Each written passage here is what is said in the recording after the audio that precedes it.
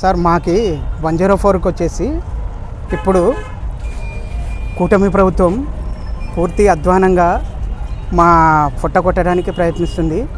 అందులో భాగంగానే మాకు 104లో ఆర్పిఎఫ్ సవరణ చేయనట్టు, ఉద్యోగులకి మేలు కలిగే రకంగా కానట్టు కంపెనీకి మేలు కలిగే రకంగా ఆర్ఎఫ్ఈని తయారు చేయడం జరిగింది. ఈ ఆర్ఎఫ్ఈని మళ్ళీ సవరించి కొత్త ఆర్ఎఫ్ఈ తయారు చేసి ఉద్యోగులకి మేలు రకంగా చేసే విధంగా తయారు చేయాలని 104 సంఘం తరఫున డిమాండ్ చేస్తున్నాము. అదేవిధంగా గత ప్రభుత్వంలో 104 ఉద్యోగులకి పూర్తిగా జీతాల విషయంలోనైతేనేమి, ఉద్యోగ భద్రత విషయంలోనైతేనేమి పూర్తిగా వైసీపీ ప్రభుత్వం విఫలం చేస్తే అదే రకమైన ధోరణిలో కూటమి ప్రభుత్వం కూడా చేస్తూ ఉంది. కనుక దీన్ని 104 సంఘం తరఫున తీవ్రంగా ఖండిస్తున్నాము. కనుక మళ్ళీ ఆర్ఎఫ్ఈని సవరించి మాకి మేలు రకమైన ఆర్ఎఫ్ఈని తయారు చేసి మాకి ఉద్యోగుల్లో జీవితాల్ని మళ్ళీ వెలుగు నింపే విధంగా తయారు చేయాలని కోరుతున్నాము. అదేవిధంగా మాకి గత కంపెనీలో వచ్చేసి 10% ఇంక్రిమెంట్ ఇస్తే ఇప్పుడు కొత్తగా టెండర్లు కట్టబెట్టే కొత్త కంపెనీల్లో వాళ్ళు టెండర్ ఫామ్లో వచ్చేసి 3% మాత్రమే మాకి కల్పించే విధంగా తయారు చేసినారు. అదేవిధంగా ఈఎస్ఐ అనే సౌకర్యం లేనట చేసినారు.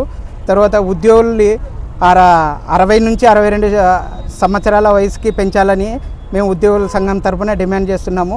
ముఖ్యంగా ఈ టెండర్లు అనేది ప్రైవేట్ కంపెనీకి కానట్టు గవర్నమెంట్ వ్యవస్థనే నిర్వహిస్తే అటు ప్రజలకి, ఇటు ప్రభుత్వానికి, ఇటు ఉద్యోగులకి కూడా మేలు రకంగా ఉంటుందని ఈ 104 సంఘం తరఫున డిమాండ్ చేస్తున్నాము. కనుక దీనిపైన తొందరలో మాకి ముఖ్యమంత్రి చంద్రబాబు గారు చర్యలు తీసుకొని దీన్ని మేలు రకమైన సవరణలు చేసి కొత్త ఆర్ఎఫ్ఈని మళ్ళీ విడుదల చేయాలని కోరుకుంటూ ఉన్నాము. ఇట్లు జిల్లా కార్యదర్శి ఎం పెద్దయ్య, 104 సంఘం. 104 ఉద్యోగులు నిరసన వ్యక్తం చేస్తున్నారు అంబేద్కర్ విగ్రహం దగ్గర. కారణం ఏమంటే కూటమి ప్రభుత్వం వచ్చిన తర్వాత గతంలో వైఎస్ఆర్ జగన్ గారి ప్రభుత్వంలో అరబిందో కంపెనీ ఉండేది వీళ్ళకి కాంట్రాక్ట్ సిస్టంలో. దాన్ని మార్చి కొత్త కాంట్రాక్ట్ సిస్టమ్ ఇవ్వడం కోసం ఈరోజు కూటమి ప్రభుత్వం ప్రయత్నము చేస్తుంది. కృష్ణబాబు గారు వాళ్ళకి సంబంధించిన బంధుత్వానికి సంబంధించిన వాళ్ళకి దాన్ని ఇవ్వాలని చెప్పి కూడా ప్రయత్నాలు చేస్తున్నట్లు వార్తలు వస్తున్నాయి. సరే, మాకు ఎవరికి ఇచ్చినా పర్వాలేదు. మొదట మా డిమాండ్ ఏమంటే కాంట్రాక్ట్ సిస్టమ్ కాకుండా ప్రభుత్వమే దీన్ని నేరుగా నిర్వహించాలి అనేటువంటిది మా ప్రధానమైనటువంటి డిమాండ్. అరవిందో కంపెనీకి ఈరోజు ఇస్తున్నటువంటి దాన్ని వేరే కంపెనీకి బదిలీ చేసే బదులు కూటమి ప్రభుత్వమే డైరెక్ట్గా కాంట్రాక్ట్ సిస్టంలో కొనసాగిస్తే ప్రజల డబ్బు వృధా పోదు, అట్లాగే ప్రజలకు సేవ కూడా బాగా జరుగుతుంది అనేటువంటిది మొట్టమొదటి డిమాండ్.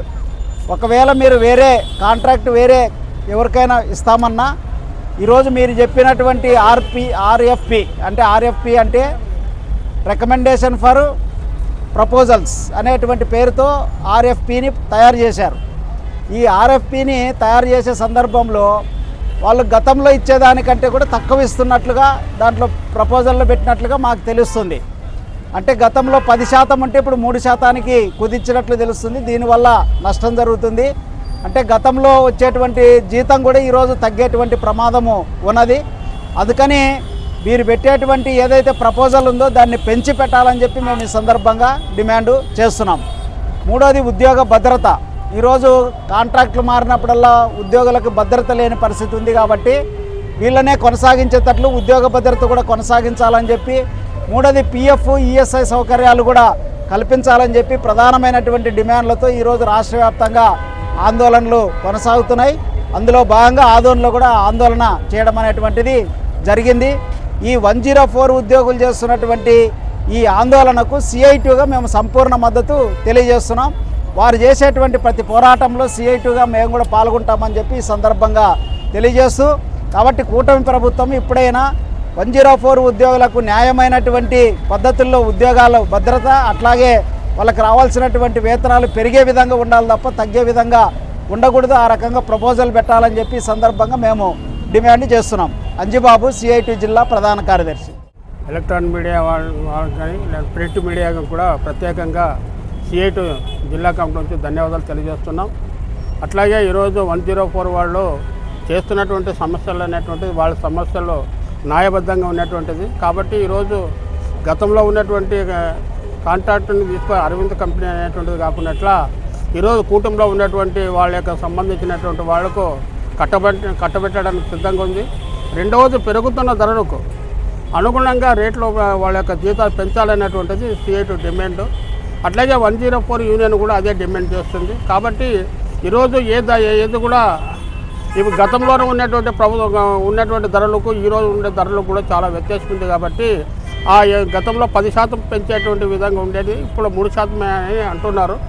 కాబట్టి ఏమైనా వారి యొక్క సమస్యలని ప్రభుత్వమే కాంట్రాక్ట్ అనేటువంటి పద్ధతిని తీసేసి ప్రభుత్వమే నడపాలని చెప్పి మా డిమాండ్. కాబట్టి వాళ్ళకు న్యాయమైనటువంటి సమస్యలు వెంటనే పరిష్కరించాలని చెప్పేసి ఈ సభ సందర్భంగా తెలియజేస్తూ, అట్లాగే భవిష్యత్తులో ఈ సమస్యను పరిష్కరించలేకపోతే అవసరమైతే జిల్లా కలెక్టర్ కానీ లేకుండా విజయవాడలో కూడా పెద్ద ఎత్తున ఆందోళన చేయడానికి CIT సంసిద్ధంగా ఉందని చెప్పి తెలియజేస్తూ, ఈ అవకాశం ఇచ్చిన మీ అందరికీ కూడా ధన్యవాదాలు తెలియజేస్తూ, నా పేరు P. ఈరన్న, CIT జిల్లా ఉపాధ్యక్షుడు.